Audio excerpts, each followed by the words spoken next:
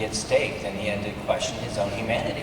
That little bitty thing inside of him that he doesn't want to believe is there is really there. And we're going to watch what he does this season as a result of knowing about it now. Is he going to stuff it down and become more evil than ever?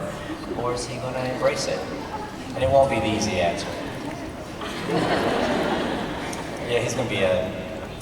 So, quick question for the cast. I know firsthand when we're on set, a lot of you guys talk about pitching ideas and storylines. If you could compel Kevin and Julie to do anything for the character, what would it be? We'll start with Michael. Good question. God, yeah. Okay, we'll start with Steve. Yeah, start with Steve. That's not a good idea. I don't know. Really? Come on, Steve. I would say I would like Jeremy to become more involved with fighting. Some sort of have a little more edge to him. Kind of fight back a little more. Part of Jeremy's journey is growing up from a troubled kid, a troubled little boy, little folding over on himself emo kid to becoming a man, and losing the love of your life once and then maybe twice, and trying to figure out where you fit in the world and who you're supposed to be, no matter what happens to you, no matter what you turn into or don't turn into. That's part of the journey for you. Really simple, huh? Matt? Well, Spaceship. No, I would compel Kevin and Julie to allow Alaric and Jenna to have that filthy, dirty sex scene.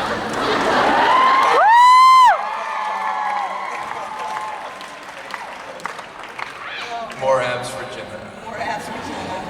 And Paul? I think Stefan should join a traveling circus. And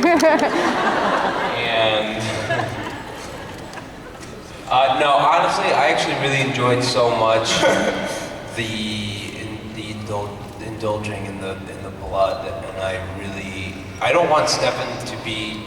I guess I don't want Stefan to be as confused, and I want him to make decisions to indulge in blood and to take part in some sort of maniacal, malicious activity once in a while just to fulfill that vampire need.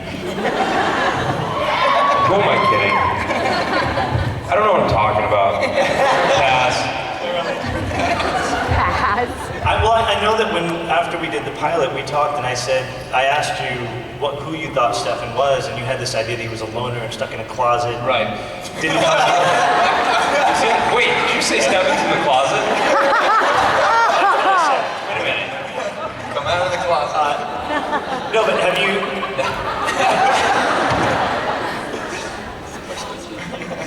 Come out of the closet. Very good. There's our GLAAD award.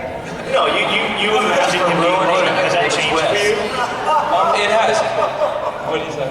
Kevin said, Marcos, thanks for ruining the big twist. We're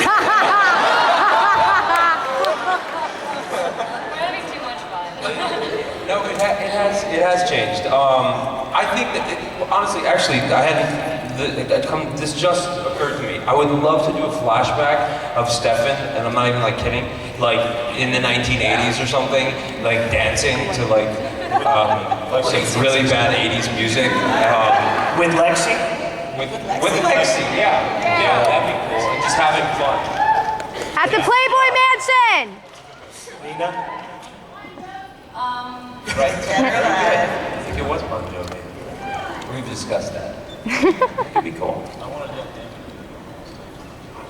Nina, wait for you. I would like to see Elena take on Catherine. Woo! There would be a fight. No, Elena's gone a long way. I think what Paul was trying to say about his character is just that What do you mean trying? is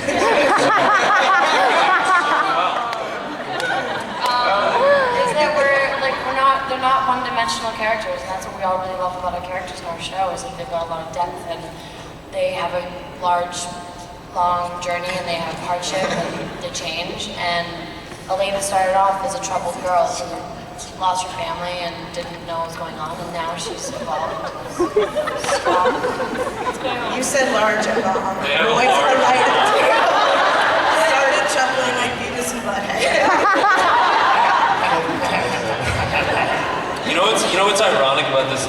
thing is that there's literally a sign, please be aware that many members of your audience may be under 18 years Under of 18 age. years of age. And we're like, Field research of that, Jenna.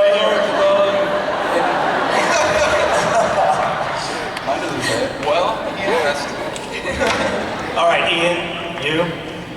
I was going to go with what Paul said about, you know, having flashbacks where you see these really cool sides of what sort of have gotten the evolution of them getting to where they are, you know. Like seeing Damon, you know, front and center at a Rolling Stones concert in 69 or something. What's But that? really, I think that with a mullet. with a mullet. With the moment. But I really think that that Damon should. I would compel Julie and Kevin to give Damon Stefan's bedroom because there's a lot of action that goes on in there. It's such a badass. It's a dope. It's a dope bedroom. All right, and last one, Michael. You know, one, I would want Tyler to, script-wise, be there for maybe at least a page and a half rather than 2/8 of a page. And then, making demands out here. And then, no, you know, with these flashbacks, you know, Tyler's always getting in fights. I think it'd be funny to have some Lockwood ancestors getting in fights back in 1864. Mess around with the Salvatores and kick their ass a bit, so that'd be kind of funny. Kev, did you notice a running sort of theme in all their answers about what they would like to see? It's flashbacks. Well, no, but we're doing a lot. Yeah, we are doing it. One of the things we're treating this season is the idea that there's another part of the story you guys we haven't shown you. And you know, we start in 1864 in some of our flashbacks, and we show you the other side of the story and what went down, and some of Catherine's story and what her participation was back then. And it's going to be, I think that's sort of chapter 2, but it's also sort of the other side. Are we going to see any of what Catherine's been up to in the last 145 years? Well, that's sort of the mystery. It's like, where has she been? What has she been up to? Why has she come home? You She know? had a hot dog stand. All right, you know what? We leave about 15 minutes left, so let's open it up to some audience questions. Great. I think we have some out there. Hi. Hey. Hey. So, my question is specifically for the writers, but the actors as well. Where do you guys draw your lines? Because there's such complexity in your characters, and that's obviously a theme. Where do you draw the line in making someone too good or too bad? Like, what's the criteria or the time, I guess the frame of mind behind it? We like to think that people who are coming in and wreaking havoc and doing lots and lots of bad things are doing it with their own purpose and their own belief in what they're doing. And so coloring somebody evil or good, it doesn't really apply, because when you're up to your worst, your intentions might be coming from what you perceive to be a good place. Everything Damon did was led by love and then, you know, being naughty now and then. And so we like to think that the darker a character goes, the more we'll get a window into where they have light, and the opposite is true of that as well. Next. Well put, Julie. Nina, between the characters of the Salvatore brothers, which one do you think is more attractive and why? And why? Simple answer to that. Why?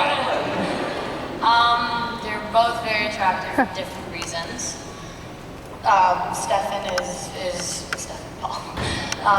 is very attractive because he is protective of Elena and he loves her unconditionally and he will do anything for her.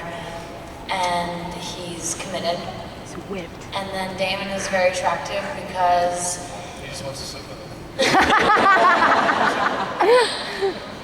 because he's fun and spontaneous and you never know what he's going to do, and that's always very exciting too. So they're both very attractive in different ways. So basically, Stefan has bigger fangs. Paul actually has real fangs. You know what they say about him? sounds good.